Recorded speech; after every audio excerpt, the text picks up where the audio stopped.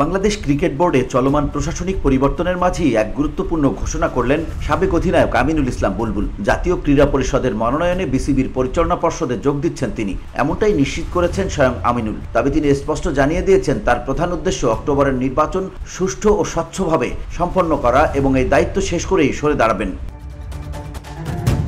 ক্রিকবাসকে দেয়া এক সাক্ষাৎকারে আমিনুল বলেন, আমার মূল লক্ষ্য একটি স্বচ্ছ নির্বাচন আয়োজন করা এবং একটি সেরা ক্রিকেট বোর্ড গঠন করা। আমি পরবর্তী নির্বাচনে প্রার্থী হতে আগ্রহী নই। সরকার আমাকে অনুরোধ করেছে, আমি রাজি হয়েছি, এখন কেবল প্রক্রিয়া অনুসরণ করার অপেক্ষা। তিনি আরো বলেন, এটাই প্রথমবার আমি আনুষ্ঠানিকভাবে বিসিবির কাজে যুক্ত হচ্ছি। এর আগে কখনো এমন সুযোগ আসেনি। এবার যখন সুযোগ এসেছে আমি তা গ্রহণ করেছি। তবে এই দায়িত্ব শেষ হলেই আমার ভূমিকার ইতি ঘটবে। বর্তমানে আইসিসির ডেভেলপমেন্ট অফিসার হিসেবে কর্মরত আমিনুল জানিয়েছেন, বোর্ডে যোগদানের ব্যাপারে তিনি আন্তর্জাতিক ক্রিকেট কাউন্সিলের সঙ্গে কথা বলেছেন এবং তারা তাকে অনির্দিষ্টকালের ছুটি মঞ্জুর করেছে।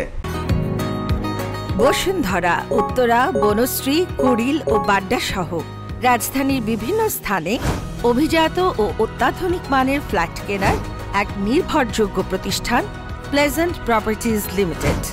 তাই আপনার স্বপ্নের আবাসনের জন্য আজই যোগাযোগ করুন। Pleasant Properties Limited, where destiny matches eventually.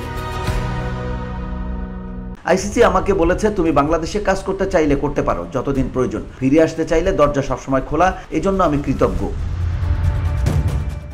জাতীয় ক্রীড়া পরিষদ ইতোমধ্যেই বিসিবিতে তাদের প্রতিনিধি হিসেবে ফারুক আহমেদের মনোনয়ন বাতিল করেছে। ধারণা করা হচ্ছে সেই শূন্য পদে আমিনুলকেই নিয়োগ দেওয়া হচ্ছে। তবে নিজের পদ সম্পর্কে এখনো নিশ্চিত নন আমিনুল। আমার মনে হয় আমাকে যদি কাউন্সিলর হিসেবে নিয়োগ দেওয়া হয় এবং ডিরেক্টরশিপ দেওয়া হয়, তাহলে বোর্ড পরিচালকরা সিদ্ধান্ত নেবেন আমি সভাপতির দায়িত্ব পাবো কিনা। VOD Bangla news desk.